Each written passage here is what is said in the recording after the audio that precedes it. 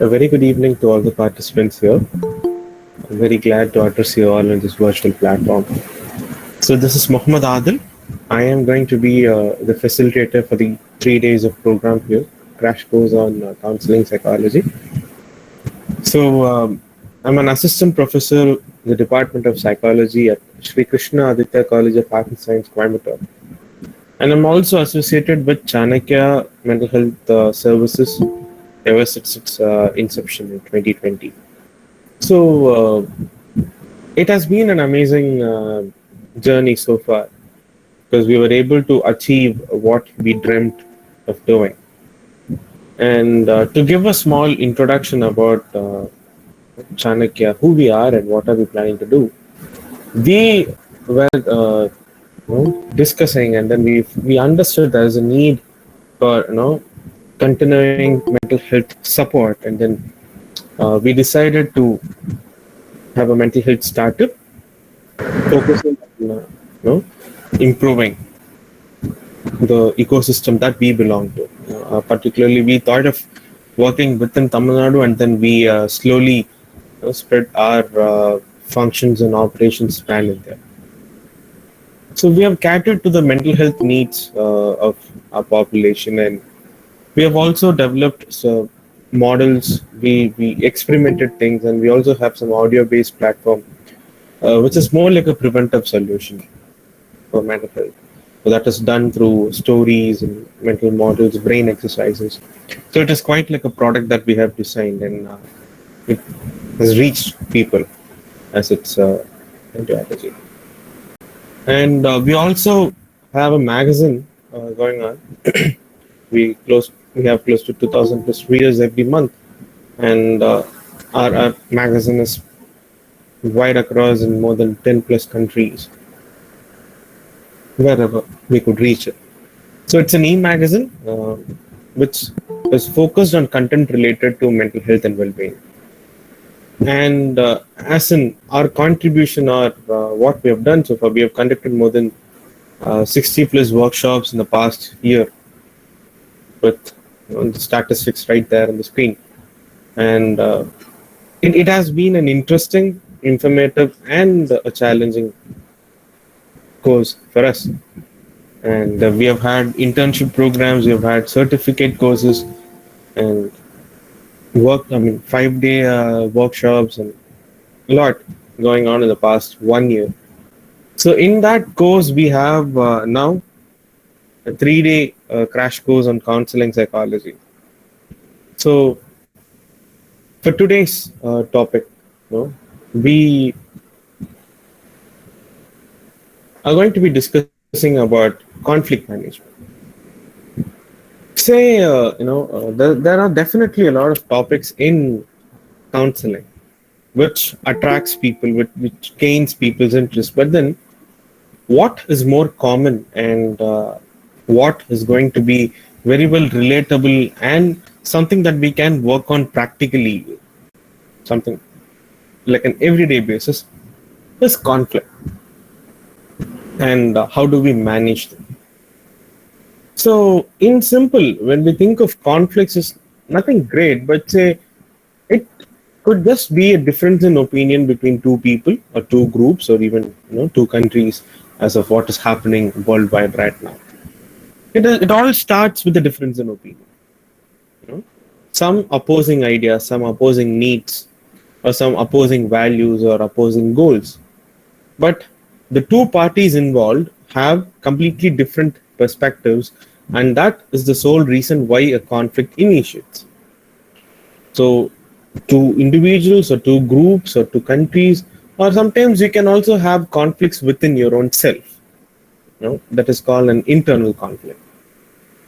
So, when we look at the different types of conflict that we all face, on the top right corner you have an approach conflict, where you are in a situation where you have two positive options available, and then you have to choose something from it. It is an easy type of conflict though, because it's just positive options both the way. Like say, you complete your higher education. Students complete their higher education, and then they have a chance to study at you know AIMS Delhi medical, or they also have a chance to study engineering from IIT. So it's like a good option at both the ends.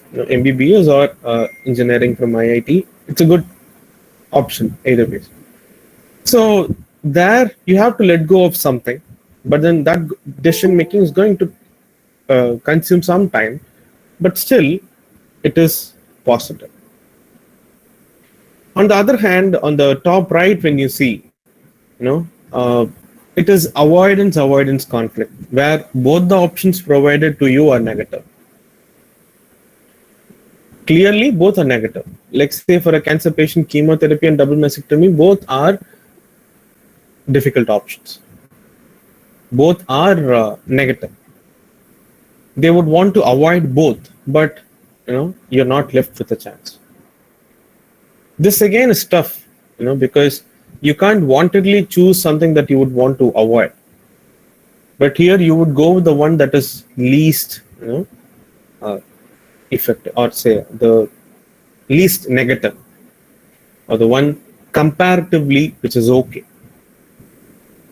At times, things are very simple. There is two goals right in front of you. One is positive, one is negative, and then you're left with choosing by your own intention. Like say it was 7 o'clock, and then you had an option of attending this webinar. You had an option of just scrolling through social media. You take a call. It is you who take a call. So there is a positive, there is a negative to it. There is a positive, you might get a certificate by the end of this. You might learn something new, or you might contribute something to the gathering here. Some idea, some exchange of thought process. On the other hand, if you just keep scrolling through social media, it's a choice. But one is clearly positive, the other one is negative. So be decided. And sometimes the most crucial kind of conflicts are where one end you have quite a positive and a negative. On the other side, you have again an option with positive and negative.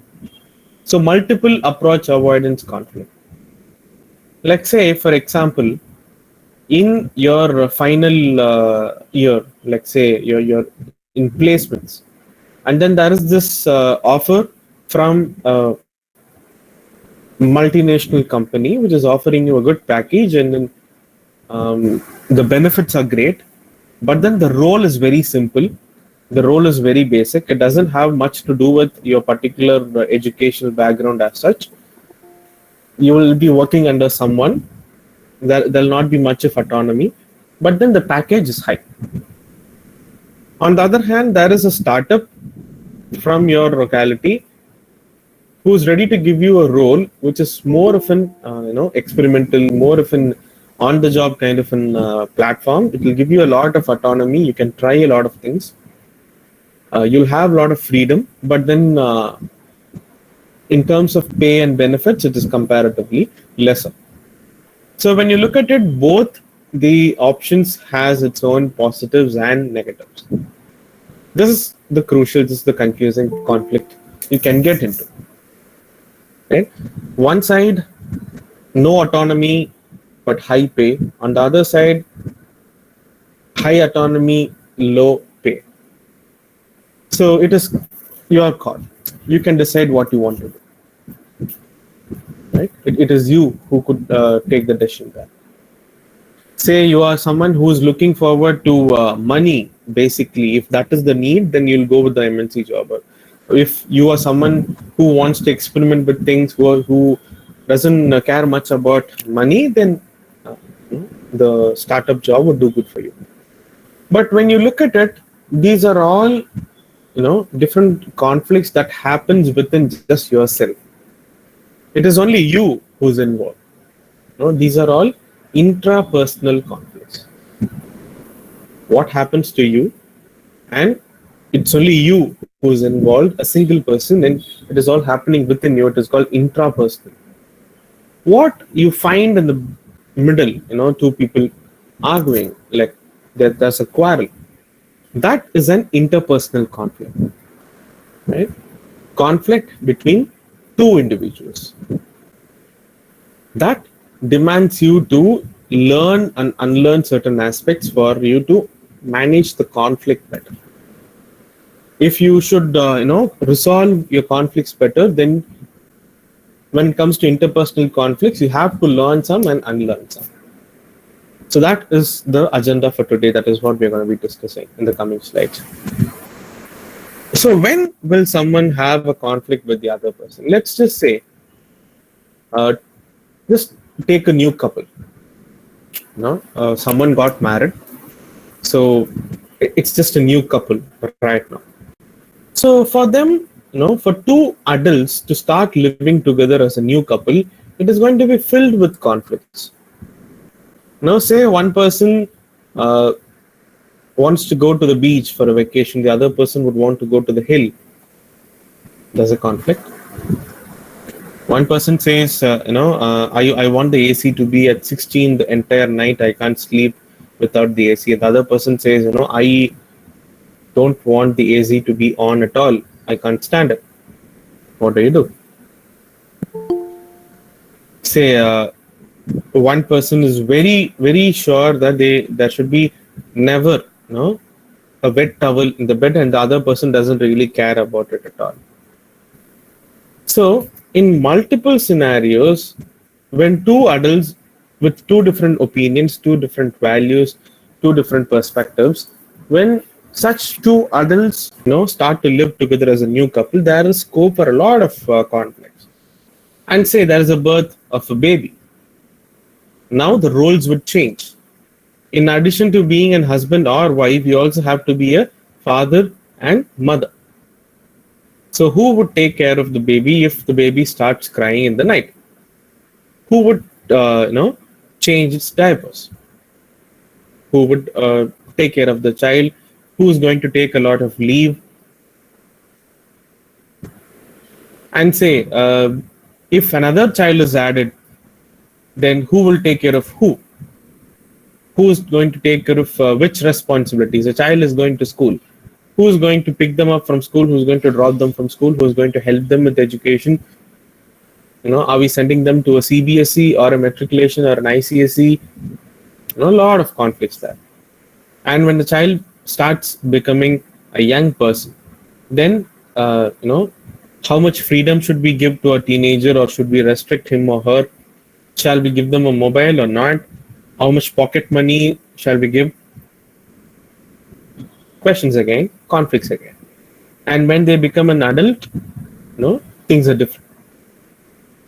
If not for these reasons, then say you're moving to a new country, you'll have a lot of differences in your pattern and the new locality. Say you're traveling long distance to work, you'll have conflicts in that. Or say all of a sudden your financial circumstances changed.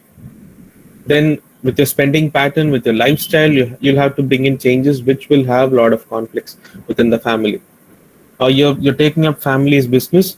Let's say you're a youngster who's the new CEO of the company, but then there are experienced people in the company who would not let you take any new decisions as such. So you'll be confused as to why am I here. So conflict between you and the elders in the family. And the others I need not even mention: in-laws, siblings, and step-parents or stepchildren, divorced parents. There are conflicts everywhere. There's sufficient conflicts everywhere. Say, as a statistic, research quotes on an average of 5 accidents, conflicts per day. All of us experience at least a minimum of 5 conflicts every day. That is the statistics. So 5 is just the minimal number to start with. With personality, with educational background, with their temperament and lot that goes into it, the number can boom from 5 to 50 or whatsoever. Right? So it is definitely an area which needs our attention. So we have different conflict management styles. Everybody has a different style, and we are going to understand your style in the coming slides. Say, for example, you know, um, consider a boxing coach, right? Consider a boxing coach. The coach would train the boxer on, you know, upskilling themselves. Okay, learn this particular, punch, learn this particular kick. So they'll train them on those aspects. Additionally, they would also tell, to the boxer that you're going to fight with so and so person, and this is their strength. You can never beat them in this area. This is their weakness. This is the style that they box. So a coach will not only upskill yourself in just in terms of understanding your own self, knowing what is your strength and what is your weakness, but also it is important that you know what is your opponent's strength and opponent's weakness. So when it comes to when it comes to conflict management, it isn't sufficient if you just know what is your management style. Right? That doesn't suffice. Just simply knowing, okay, this is my conflict management style will not help. You also have to, have the understanding through which you can, gauge what is the style of my opponent, or what is the style of the person who I'm having a conflict with. So once you know what is their style, you can make changes in your approach. You can plan things accordingly. Right? So the different styles of conflict management are all based on these two factors here: assertiveness and cooperation. Assertiveness, as we all say, is making use of I statements, the ability to say what we want without hurting the other person. That is, in short, and the most accepted understanding of assertiveness. Right? It is a spectrum. Like, say, one end of the spectrum is aggressiveness, where you will not let anybody else into your boundary, but you will go damage other person's boundary. That is aggressiveness. You will not let them touch you, but then you will go bother them every time. So if you're extremely high on aggressiveness, then you will be like, this is what I want and I don't care about what you are going through. On the other hand, on the other end of the spectrum is submissiveness. So what happens there is you never state what you want. Right? You never talk about what you really want. You let other person to come into your boundary, but you never touch another person's boundary. You're open for people to walk in. You don't have a boundary at all. So you don't talk for what you want. So somewhere in between is assertiveness. In the spectrum, assertiveness stands in the middle, which says, I will not disturb your boundary, and I will not let anybody else into my boundary as well. So you don't disturb them, they don't disturb you. That is assertiveness. Right? Instead of saying you should be doing this, assertiveness is saying I want it to be done in this particular way, or I expect it to be in this particular fashion. So assertiveness states your position on what you want, what you think, what you need. Completely you. It talks about what you think and what you want. What is your position? I position. So more of assertiveness statements would use I while talking, while explaining. And on the other side, it is cooperation. If assertiveness is the ability to clearly say what you want, cooperation is the ability to listen to what other people want. Right? So when you have to be good in conflict management, you should be able to clearly say what you want, and you should be able to listen to other people as well, understand their needs, and be cooperative. Only then it is going to be long-lasting resolution to the conflict. So based on your levels on assertiveness and cooperation, you will have a particular style. So there are five styles, five different equations of assertiveness and cooperation, and you will see the styles now. So the first style of conflict management is being an avoider. So when you look at the you know graph, it clearly says that an avoider has 0% assertiveness and 0% cooperation. And every style will come with an animal representation for us to understand the characteristics better. So the avoider is someone who will not care to talk about what they want, and they will not be interested to listen to what you want as well. Neither this nor that. So they are not someone who will be vocal about the problem, and they'll not listen to you as well. They simply avoid it. It is okay. Being an avoider is okay if it is petty issues in the box, like something very simple, something very mundane, and if it can be avoided and it will not cost anything, then it is okay to avoid. But then in the longer run, avoider style is not very healthy, because let's say the other person wants to resolve the conflict, and they try to approach you regarding the same, but you are avoiding to talk about the conflict, you're avoiding to discuss about the conflict. So what happens is that the conflict is going to continue. The conflict is just going to be there in our minds, and it is not resolved at all.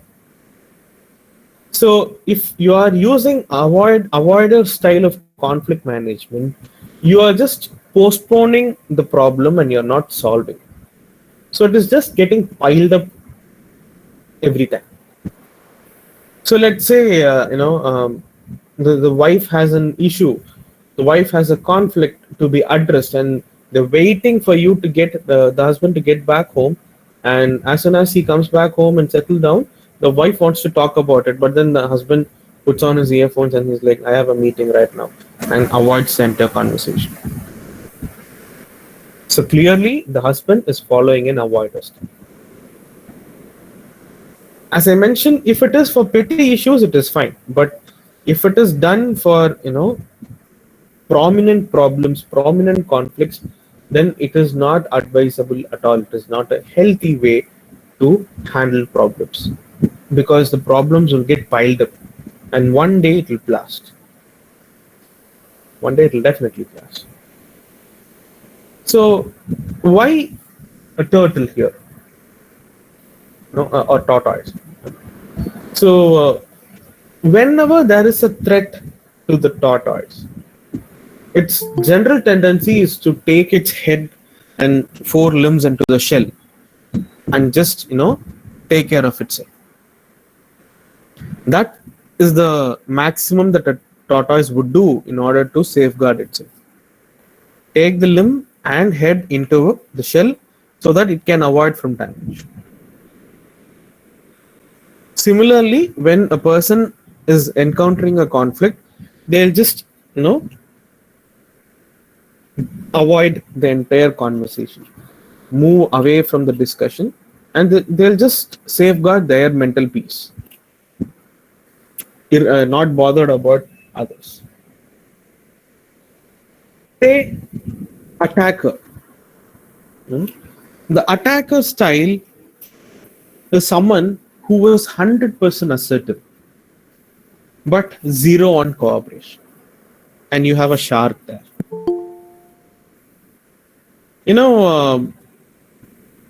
It is sad to understand that most of the Indian fathers are an attackers. Whenever it comes to conflict, they attack. So an attacker is someone who would clearly state what they want, how they want, when they want, but they are never ready to listen to what the other person has to say. So, fathers, most of them typically would state I want you to choose this particular group. No, I want you to join this particular course, this particular college. I want you to get placed in this particular company. I want you to get a house in this particular area. I want you to settle down. I want you to get married to this particular person. I want you to start a family. I want you to, it continues. So let's say your father forces you to join an engineering course, but you want to do literature. No, when you try to talk to your father, when he's very determined that you are joining engineering, and try telling him that you want to do literature, he'll be like, no, eh? No, because they always want things to be in the way they expect it to be, and there is no scope for listening to the other person. They'll be like, I have decided, I've made up my mind, you are joining in this particular college, I've arranged for seats, you're going to join there, study well, get placed, and so on. So what happens if you are an attacker in the longer run, and when is this healthy? Say in a company, and it is a crucial situation where someone has to make a call, someone has to decide something, and everybody is still doubtful, everybody is not confident to make a call, and then you'll be like, okay, done, this is what we are doing and this is how we are doing, I want everybody to work on it. So let's say the CEO of a company, if he or she comes down to say this, then it's fine. Then it is fine. But if the same person comes back home and continues to be a CEO even in their home environment, and says, I want you to do this, I want it to be done in exact same way, it is a clash of roles. You're not the CEO in your house, you are a husband or a father or a wife or a mother. You have your own roles to play. You can't just play the CEO role everywhere you go. And in the long run, when you are with an attacker, like say your partner, your friend, or your children, they are an attacker and they just choose to be an attacker all the time, the person who are with them might feel an emotional cutoff sometime down the time, because you've always kept your voice down, you've always refrained from talking about the problem. So at one point you'll be like, I'm done with this, I can't take the military instructions anymore, I can't just simply follow whatever you want me to do, I am done, I'm gonna leave. Say, why a shark? You can find a lot of videos online on social media platforms where people have pet lion, pet tiger, even those ferocious animals are also pets to somebody. But then there are rare chances that you will find a pet shark. You'll find dolphins, you can even find a movie on whale, but not on sharks. Because what sharks do is simply to attack their prey. That is what they know. They are not cooperative. They only know to attack. So an attacker is also someone like a shark. All that they know is only to attack. So definitely this is also not a healthy style. An accommodator is the next one. Right? Accommodator. So here the graphs are just a mirror image where it says 100% cooperation, 0 on assertiveness, and we have a teddy bear to represent.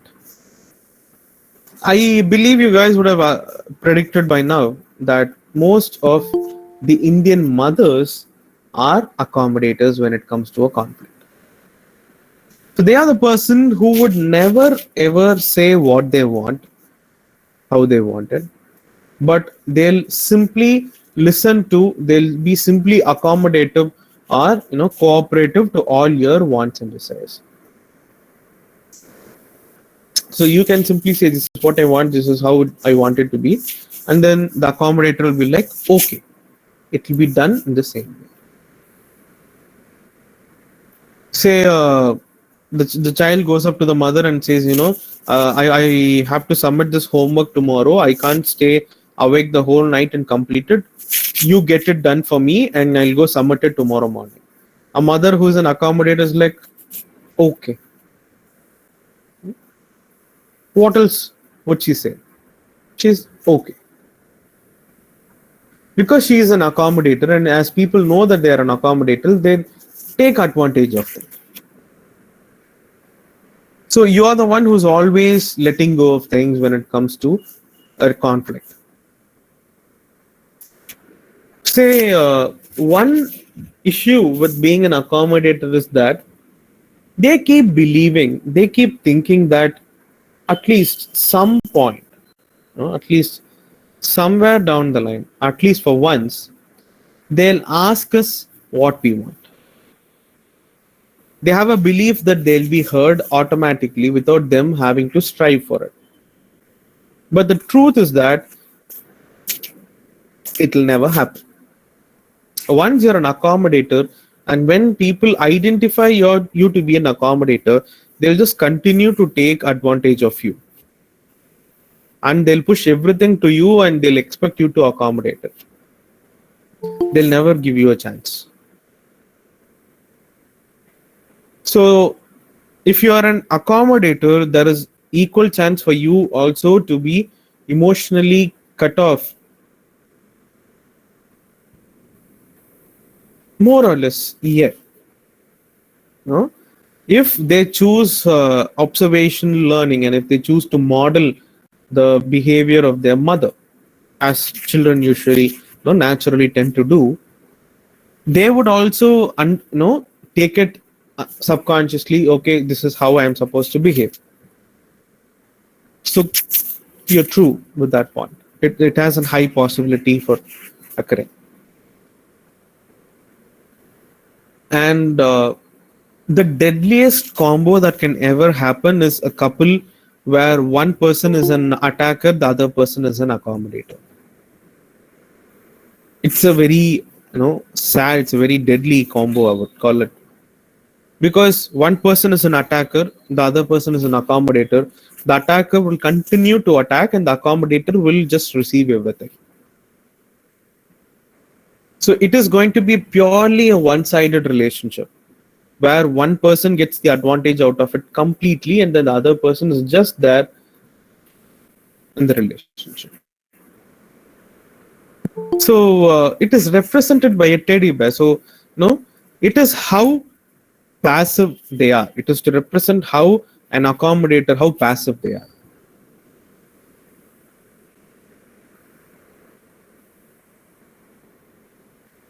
Yeah, that is what I was sharing. That most of the Indian mothers are accommodators, but that is not very healthy as a pattern.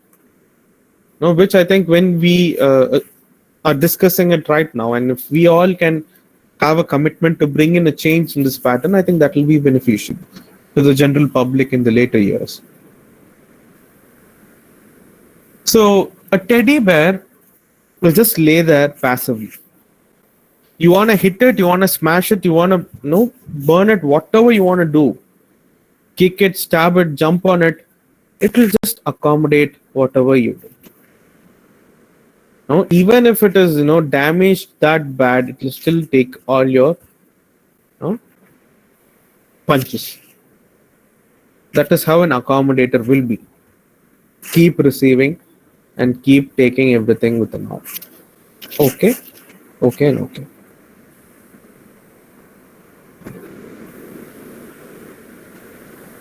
Two attackers, the possibility of them continuing to be in a relationship is very low, because it is extreme dominance at both the ends. So nobody is going to be ready to let go of their needs, and they're not, since cooperation is not at all there in their system, they'll not be ready to take up the ideas of the other person. They'll be very strong to put their ideas forward. So that union is very deadly, true, but then it will not establish, or it will not go on for a while. The relationship or the bonding would easily break. It will not sustain. Uh, we have styles coming up.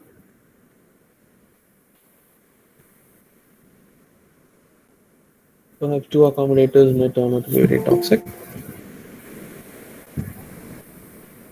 Yeah, but then when there are both accommodators, it is going to be, as a relationship, it is again going to be very passive. Nobody takes active decisions there. Nobody takes active movements there. What do you want to do? What do you want to do? So for them to come into conclusion and for them to deciding to act upon something, uh, it takes time. So it is going to be a very laid back kind of a relationship. So moving forward, let us see what is comparatively better is being a negotiator. you know when it is a negotiator, 50% on assertiveness, 50% on cooperation. So it is quite a balance there, right? Quite an okayish balance right there. And here, the idea is that whenever there is a conflict, a negotiator is someone who would make the people involved to believe that it is a win-win situation. They'll come up with something which sounds more like a win-win situation, but then it isn't. It is only the negotiator who would have won, but they make people believe that they'll make people believe that it is a win-win, but it is actually not. It is possible that you have different rights with different people. Yes, could be. Not necessary that you follow the same style everywhere. You can change it based on your roles. You can change it based on whom you're with. It is very well doable.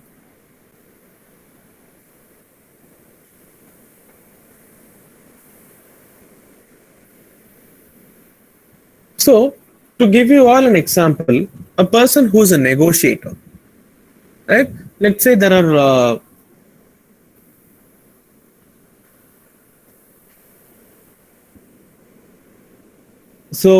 in case of involuntary trait, when you mean to say they follow a particular approach by default in every situation. In that case, that is where we have to educate them on the particular style that they follow, and you'll have to discuss the merits and demerits of it and help them understand which could be a better style. I think giving them some insight and also educate them on which could be a better option to opt, that will do some purpose there.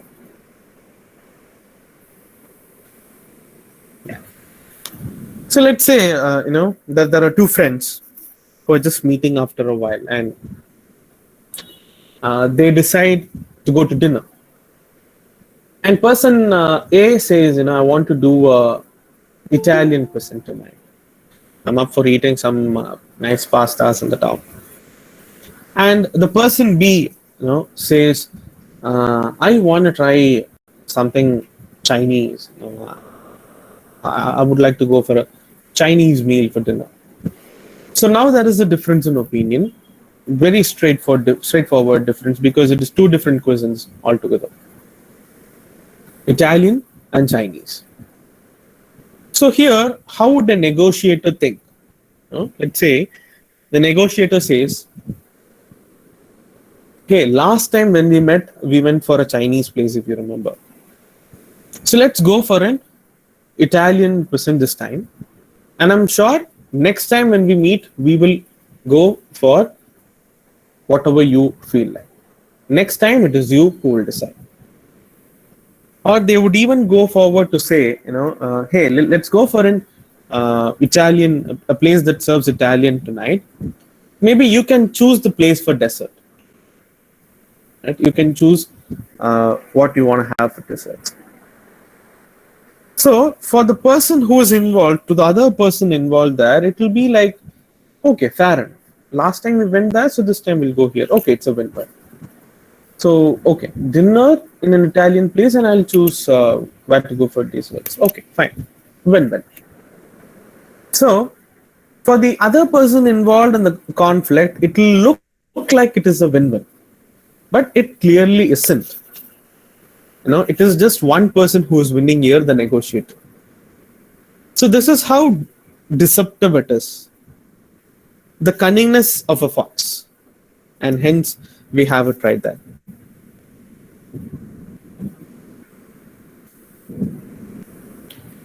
Uh, it is healthy compared to the previous styles. It is healthy, but then there could be something much better as well. And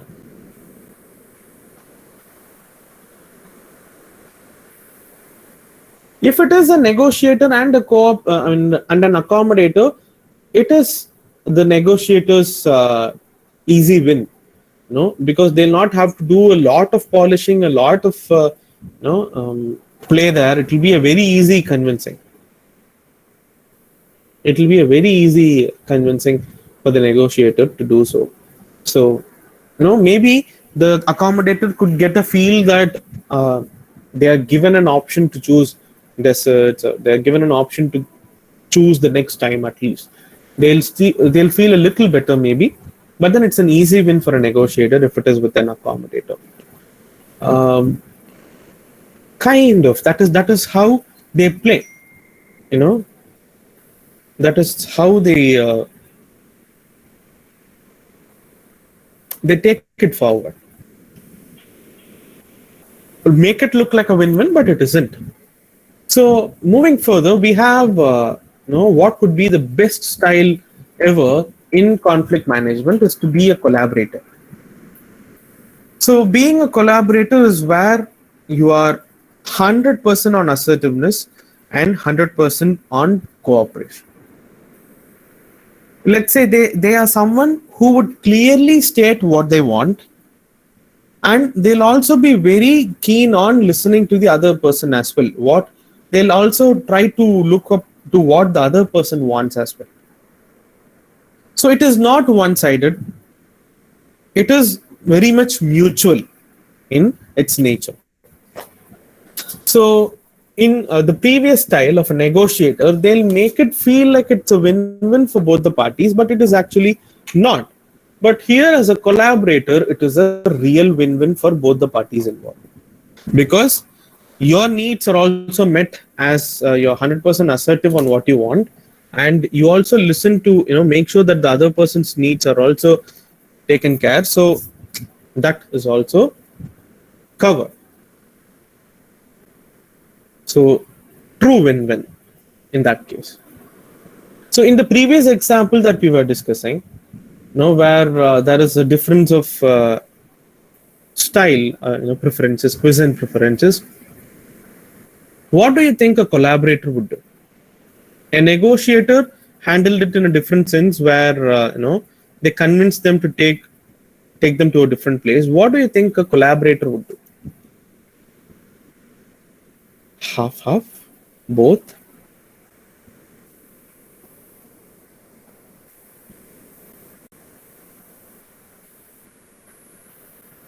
One Chinese and one Italian. So Shweta is here.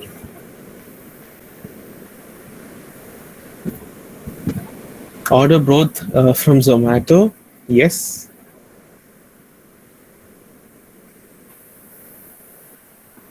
Different cuisine altogether. Okay. At a restaurant that where they say both. Say they would have chosen what they wanted. All right. Exactly. If you're very much keen on what you want, and you want the other person's needs also to be satisfied, then when you think of the best possible solution ever, you'll land up in an idea where, okay, we'll find a place where they serve both nice Italian and Chinese. That is option number one.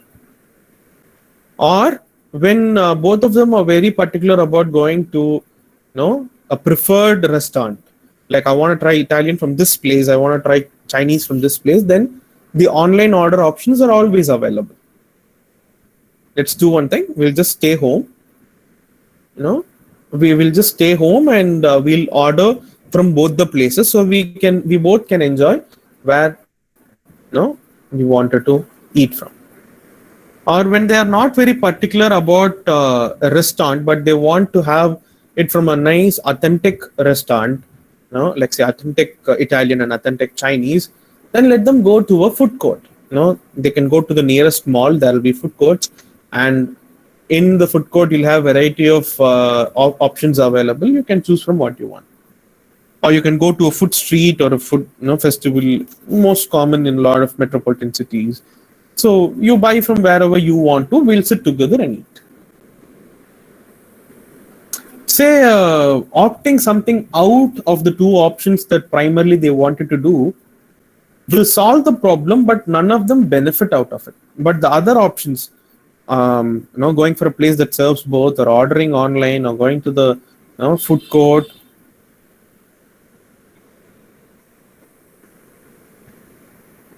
Yeah, going to the food court. There are all these options available for both of them to win the situation. So you collaborate and both of you win. When you choose something other than that, then it is like nobody wins. It is not a win-win situation, friend. It is a nobody win situation. I wanted to have Italian, you wanted to have Chinese. Now both of us are not having what we wanted to have, and we are end up having idli and sambar. Not we want what we wanted for dinner.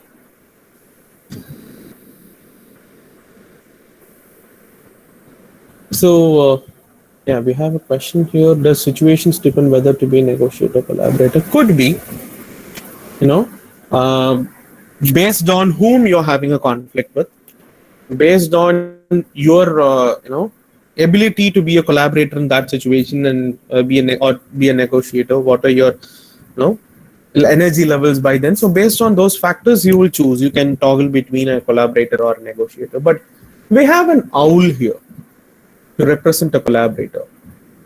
Why an owl is that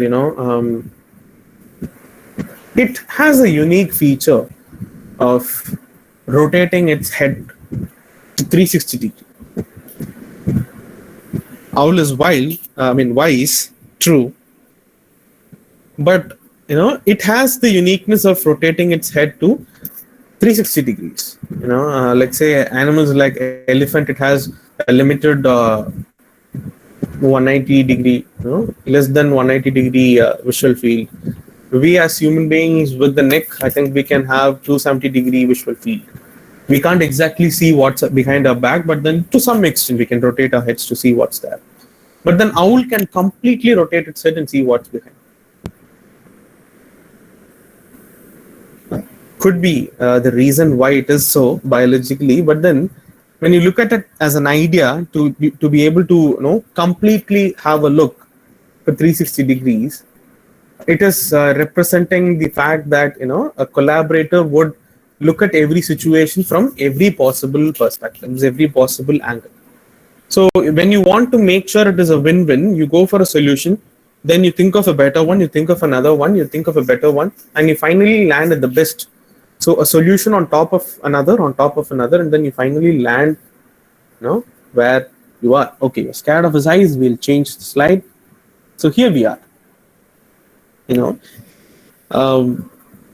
Generally there is this saying where people say, once things are broken, it can never be brought back to its original form. We'll say friendship or relationships are like a broken piece of glass, a broken piece of pots like this, where once it's broken, it can never be put back to its original form. But I think it is a dominant narrative that has got into our heads, and we are stuck with that idea. A little tweak in the perspective is required, because let's say glass is broken, you can collect those broken pieces, melt it down, mold it in a fresher one, and then you get it back to form.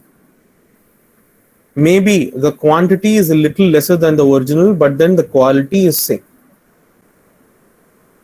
You can do the same with mud pots as well. You can do the broken ones with, you can reuse it into better ones. Or, you know you can also choose to do something like this. We know it's broken, we are not avoiding it, we are not negligent of it, but then we acknowledge the beauty in it, and we try to make it something much more better and beautiful. We can boost up the aesthetics, we can boost up its value by even handling a broken relationship much better, right? So we have a couple of statements or questions here. uh, okay, so how to identify person style because it's keep changing. So here we're talking about certain perfect ratios, what spectrum or mixture ratios. Okay, so Anjali, people possess different styles, and as we said, it is based on certain situations. Like, say, the person could be an attacker in their house. The person could be an might look like an collaborator in front of everybody in social situations. So based on where they are, as someone who you have known of, then you know you can handle it much better. So your parent, let's say, conflicts are more important with people who we care about, who we are concerned about. So you know if you're going to have a conflict with the parent, when you are assuming something that is coming up, then you will clearly know, okay, this is their style, and this how I have to handle it. So we can understand their style based on how well we know them. So pretty much usable there.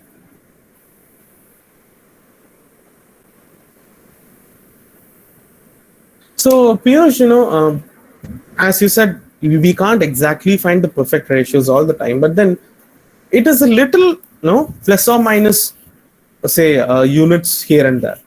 Like, say, we can't always find 50% and 50% for negotiator, but it could be 55 and 45, or it could be 59 and 41. It is just plus or minus in the nearby limits. It's not extremely fluctuating as such. So once you practically, you know, get into this, you'll be able to spot what is people's style. I think a set of friends are having a good time in the chat box. It's fine. It's okay.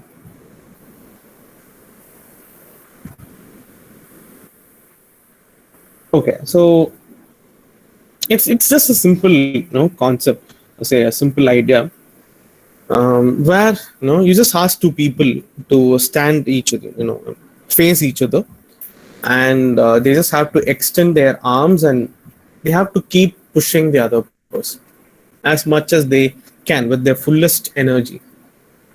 Let's say we make you know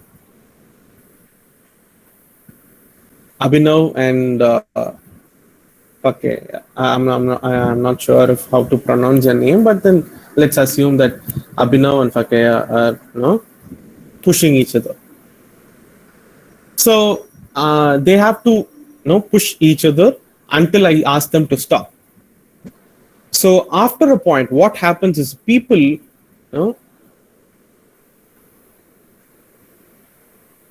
okay, I think I got her name wrong, but after a point,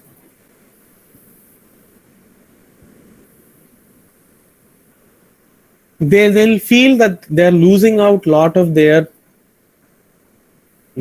energy. After a point, they'll be like, this is exhausting, and this has to come to an end.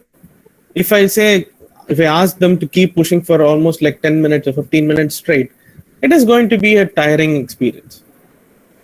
So that is what happens, when you keep pushing. What happens if you keep fighting? Like, say, from a familial point of view, definitely no dinner, but what else? Right? So it is a tiring, it is an demanding thing to do, to be in a conflict. So that is what brings us to the need to resolve conflicts, right? To resolve conflicts. So we can't just live with it. It is better if you know how to manage and resolve it. Say, you know, on understanding when to be an accommodator, when to be a negotiator, when to be a collaborator. Let's take this very simple situation here. So there was this couple. Okay, I'm not taking names here. Let's say a random couple.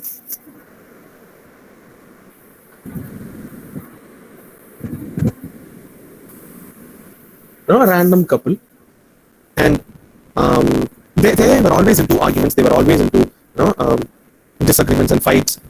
So conflicts were a part of their lifestyle, like, every day.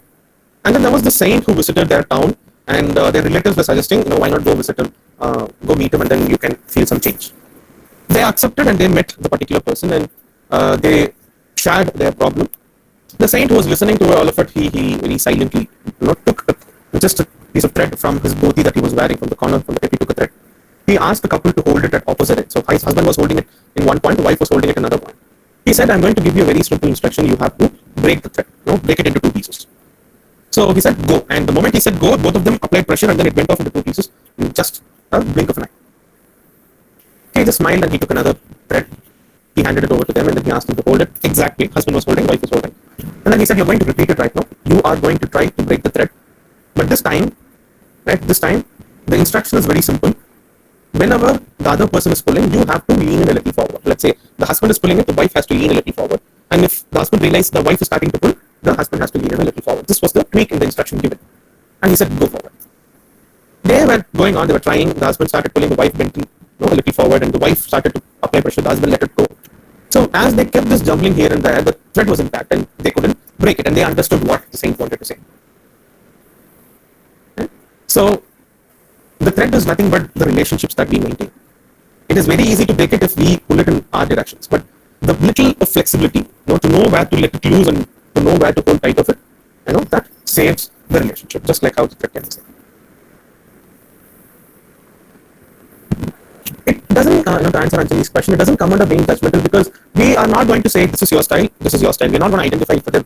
We are going to make them realize, make them develop an insight on what is their style. We are not pointing fingers and saying you are an accommodator and that is the problem. You are an attacker and that is the problem. We're not going to do it. We are just going to let them understand this is who they are. Because insight is the first step to resolve and to bring in a change in most cases. Right? Yes, I think that is it for today. As the slide says, you're one step ahead in making your relationships better. Because now that you know what is your style and what are you in different occasions, you can make good use of the knowledge gained and apply it wisely. Yeah. So if there's any queries or questions, you can post it in the chat box. If not, we'll wind up for today.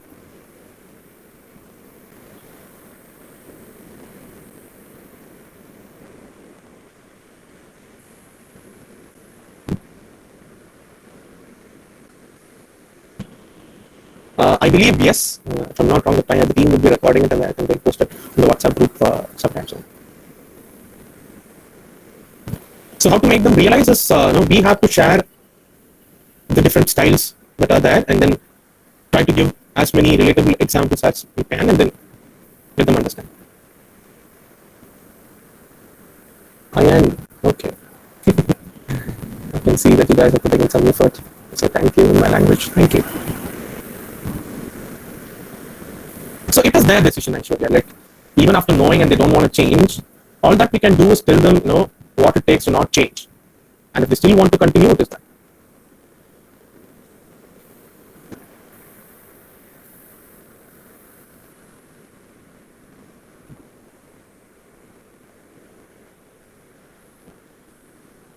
All right. Same time tomorrow, we'll meet by 7. Afrin, I think my team will get back to you, right? Or you can contact the admins in the WhatsApp group that you're added to, and they'll keep you posted on possible collaborations in the future. Also follow our LinkedIn account, Chanukya with services, and then we'll be updated what's coming on.